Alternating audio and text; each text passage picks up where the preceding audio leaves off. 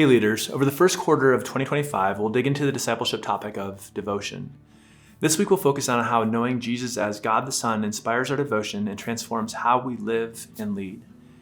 It is Jesus, God the Son, who makes Christianity unique from all other world religions. Every other theistic world religion and philosophy says that you and I must go up to reach God in order to somehow achieve righteousness, to be approved, to be saved, or in some cases to become divine. But Christianity describes the direct opposite. God himself, in the form of his Son Jesus, came down to humanity to deliver to us his righteousness, his approval, his salvation. This is not by any works, deeds, or moralistic attempts on our part, but purely by God's grace. This grace process removes any self-sufficiency, moral performance, or superiority complex one might grasp onto. God's high bar of perfection is impossible to achieve ourselves, but that is precisely why Jesus came.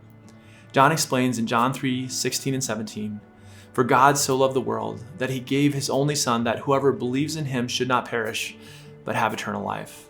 For God did not send his Son into the world to condemn the world, but in order that the world might be saved through him." Jesus is God the Son who comes down to rescue us. As you seek God this week, take time to reflect on Jesus' humility, compassion, and love. Consider how his acts of drawing near to us in our brokenness challenges and inspires you. What does it mean to you personally that Jesus came down to us, not to condemn, but to save? And how does this truth deepen your devotion and dependence on him? And how can you as a leader model Jesus' humility and love to those you lead? Let's ask God to grow our devotion to him and to help us to reflect his grace and love in all that we do.